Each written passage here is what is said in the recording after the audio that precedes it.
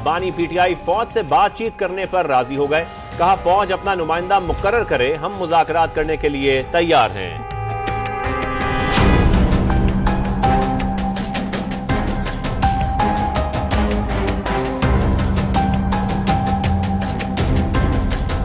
अस्सलाम वालेकुम नाज़रीन, पॉलिटिकल इनसाइट में आपको खुशामदीद कहते हैं।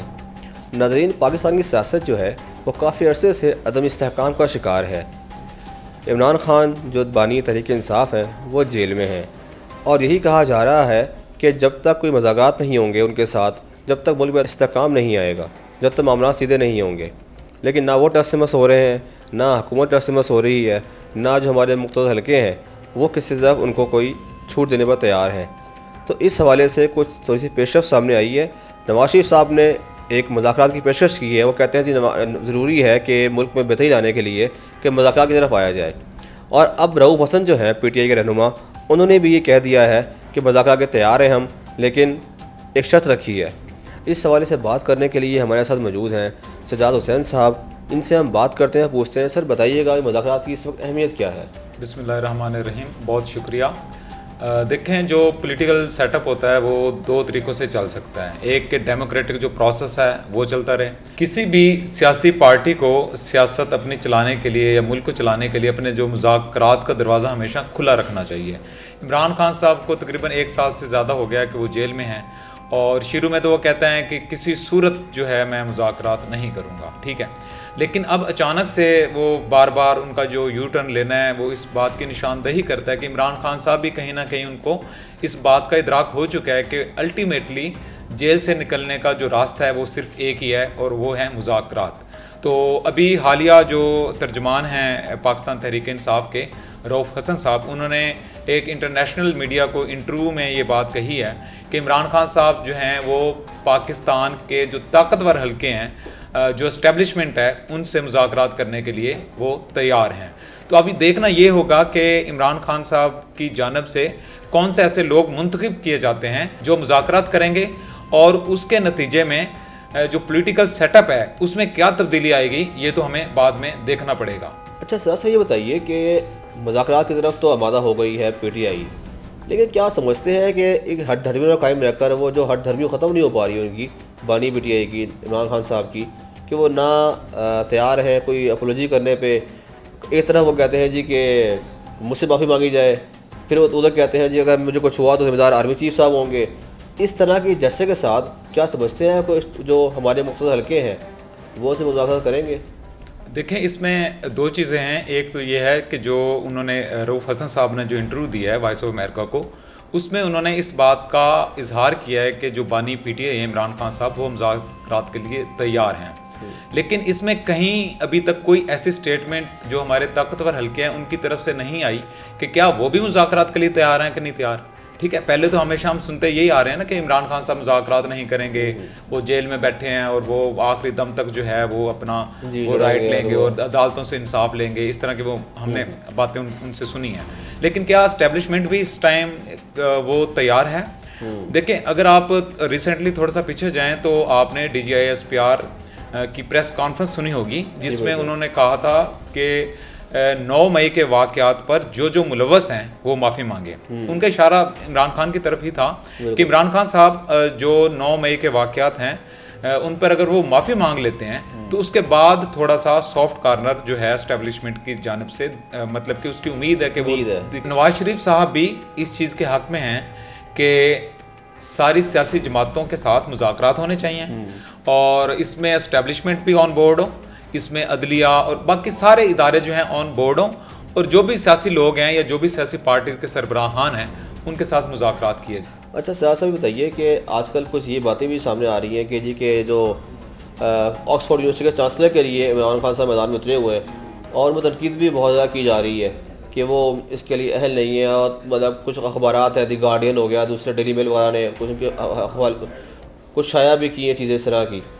तो मुझे बताइए क्या ऐसा मुमकिन है कि अगर वो चांसलर बन जाते हैं तो उनकी रिहाई हो जाएगी? ऐसा कोई प्रिविलेज है इसके अंदर? इसमें देखें, इमरान खान साहब को 1 साल से तो ज़्यादा हो चुका है जेल में। अभी कुछ उम्मीद की किरण कह लें या कुछ ऐसी होप कह लें पीटीआई के लिए जो कि बाकी है, वो हमेशा होप कहीं ना कहीं उनकी रह जाती है।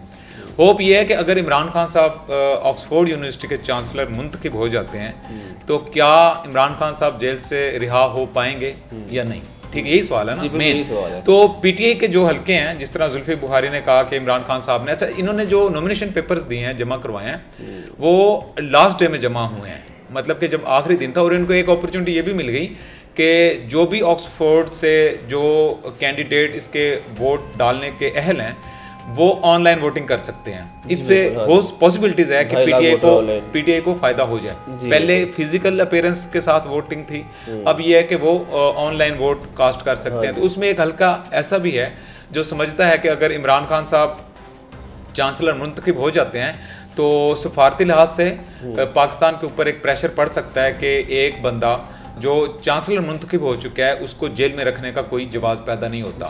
तो उसमें देखना ये पड़ेगा, जितने भी हमारे सफारतकार हैं, जो एनालिस्ट हैं, वो ये कहते हैं कि पाकिस्तान को सफारती लिहाज से थोड़ा सा प्रेशर का सामना करना पड़ सकता है अगर इमरान खान, एक आला ओहदा समझा जाता है कि 10 साल के लिए मुंतखब होना है उन्होंने। क्योंकि आपको ये भी इल्म होगा कि इमरान खान साहब जो हैं वो 1973 से लेके 75 तक वो खुद ऑक्सफोर्ड का हिस्सा रहे हैं, मतलब कि पढ़ते रहे हैं। और उन दिनों उन्होंने ऑक्सफोर्ड के लिए क्रिकेट भी खेली।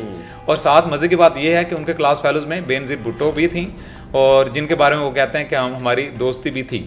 और इसी ऑक्सफोर्ड से जुल्फ़िकार अली भुट्टो, फारूक लगारी साहब, ये भी इससे वाबस्ता रहे हैं। तो पाकिस्तान में भी कुछ और लोगों ने भी कुछ नॉमिनेशन की हैं कि वो भी इलेक्शन लड़ रहे हैं, लेकिन तकरीबन 5 लोग हैं, तो उनमें से एक इमरान खान साहब भी हैं।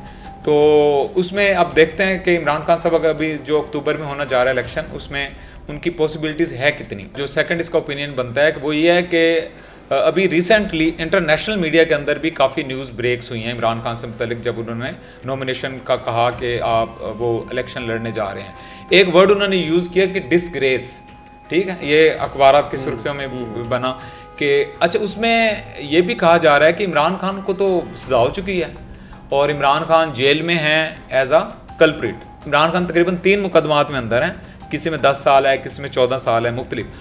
तो कुछ हल्के ऐसे भी हैं, अभी कुछ उधर प्रोटेस्ट भी हुआ है कि जो एक मुजरिम है उसको कैसे यूनिवर्सिटी अलाउ कर सकती है कि वो चांसलर बन सके। लेकिन ये सेकंड ओपिनियन है, ये सेकंड है, कोई इस पे अभी यूनिवर्सिटी की जानब से कोई ऐसा जवाब नहीं आया और ना ही उनकी कोई नॉमिनेशन रिजेक्ट हुई है। तो ये एक हवा का झोंका हो सकता है पीटीआई के लिए कि अगर वो मुंतखब होते हैं तो लेट्स सी कि क्या हुकूमत उनको रिहा करेगी नहीं करेगी। और ये 10 साल पीरियड बहुत अच्छा पीरियड होता है। अच्छा उसके अंदर ये जो ओहदा है ना इसका चांसलर का ऑक्सफोर्ड का, ये 10 साल के लिए मिलता है और इसके अंदर आपको कोई पर्क्स और कोई सैलरी वगैरह आपको नहीं मिलती। इस ओहदे के अंदर आपको ट्रैवलिंग अलाउंस और आपकी जितनी भी आपने ओवरऑल प्रेजेंट करना होता है पूरे वर्ल्ड में, चाहे यूएन में है या मुख्तलिफ कंट्रीज़ के अंदर आपने प्रेजेंट करना है अपनी यूनिवर्सिटी को, तो उसका जितने भी एक्सपेंसेस हैं वो यूनिवर्सिटी जो है ऑक्सफोर्ड यूनिवर्सिटी वो बर्दाश्त करेगी। ठीक है। तो इसमें एक पॉइंट तो ये है कि अगर इमरान खान साहब चांसलर बन जाते हैं तो पाकिस्तान के लिए भी अच्छा है कि पाकिस्तान के लिए अच्छा है कि पाकिस्तानी जो है वो ऑक्सफोर्ड यूनिवर्सिटी जो कि top of the world university में शुमार होता है तो वो पाकिस्तानी है। और दूसरा पॉइंट ये है कि जो जेल में है वो कैसे मुंतखब होंगे, तो ये भी देखना पड़ेगा कि आइंदा आने वाले दिनों में क्या इसका रिजल्ट निकलता है। बहुत शुक्रिया सजाद साहब आपका, आपने हमें वक्त दिया। नाज़रीन, आपने सजाद साहब की राय जानी कि मुज़ाकरात का होना किसी भी मुल्क के लिए कितना अहम होता है। वहाँ तो तसलसल कायम रहता है पॉलिसियों का, इस्तेहकाम का, उसके लिए तमाम जमातों का बैठना, मिलकर बात करना, मुल्क की बेहतरी के लिए सोचना बहुत अहम होता है। तो देखिए ये ऊँट किस करोड़ बैठता है और क्या राह निकलती है। दूसरी जानिब ये अहम नहीं है कि इमरान खान साहब चांसलर बनते हैं या नहीं बनते, अहम यह है कि इस मुल्क के लिए क्या बेहतर है। हम यही चाहते हैं कि वही हो जो इस मुल्क के लिए बेहतर हो। मुझे दीजिए इजाज़त, अपनी राय से कमेंट सेक्शन में आगाह कीजिएगा और हमारे चैनल को सब्सक्राइब ज़रूर कीजिएगा। शुक्रिया।